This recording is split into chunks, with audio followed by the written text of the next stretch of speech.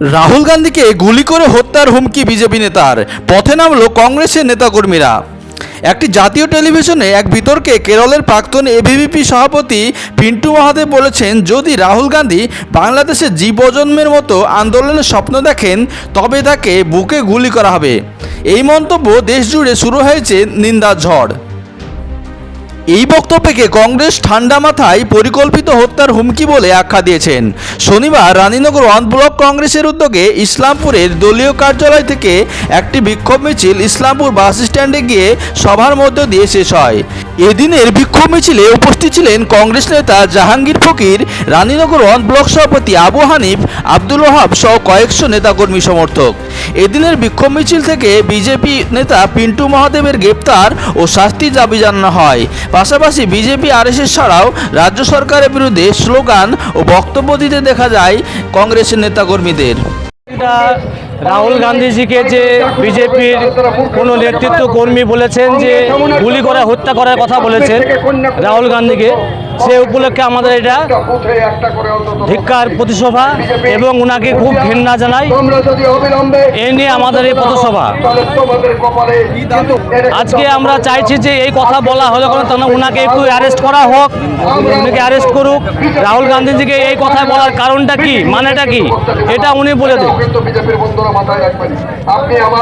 গান্ধী কোনো সময় ভয় পেয়ে না, এখানে যেরকম আন্দোলন চাইবে আমাদেরকে নির্দেশ দিবে, আমরা সেই আন্দোলনে আমরা সেইভাবে প্রস্তুত আছি। জনগণ আমাদের সঙ্গে প্রস্তুত আছে, সকলে মিলে এই আন্দোলনে আমরা থাকতে আছি। রাহুল গান্ধীর যে নির্দেশটা আসবে সেটা আমরা সেই অনুযায়ী আমরা এটা করব।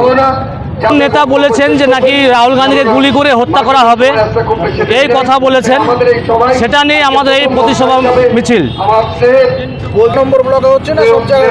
না, এটা আমাদের রায়নগর 1 নম্বরই হচ্ছে, এটা পরপর হতে লাগবে, এটা শুরু হয়ে যাবে, সব জায়গায় প্রতিবাদ মিছিল হবে এই বিষয় নিয়ে।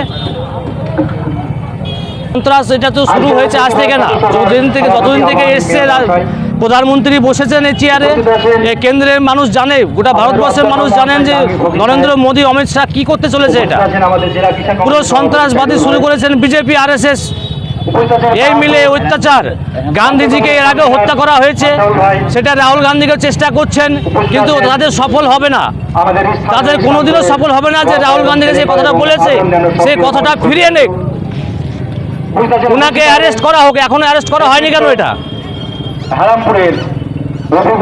চলছে প্রতিটা রাজ্যে রাজ্যে, প্রতিটা জেলায় চলছে। আমাদের একদম পরিষ্কার কথা বলছে, একটা কথা, শেষ কথা, এই পশ্চিমবাংলায় শাসক দল অর্থাৎ বিজেপি সরকার যে তত্ত্বাবধান যে রাজনীতি করছে, এটা জাতীয় কংগ্রেস মেনে নিতে পারবে না।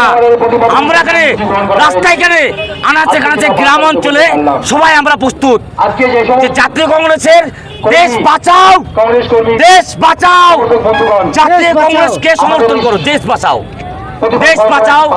এই যে একটা বৃহত্তর ব্যাপার, যেখানে একজন কুখ্যাত বিজেপির নেতৃত্ব যারা আছেন, রাহুল গান্ধীকে যে ফায়ারিং নির্দেশ দিয়েছেন, এর প্রতিবাদে ইসলামপুর সহ দেখুন কিভাবে চলছে। এর থেকে আরো বৃহত্তর আন্দোলন আমরা এই গোটা ভারতবর্ষে হবে, ভারতবর্ষে হবে। সাব্বির আছে, আমাদের হেরামপুর পঞ্চায়েতের মেম্বার আছে, রফিকুল ভাই কিছু ভাই আছে, মুকুল ভাই আছে, আমাদের ছাত্র সংগঠনের সবাই প্রস্তুত, তাতে মরবে জাতীয় কংগ্রেস এই জায়গায়। রাহুল গান্ধী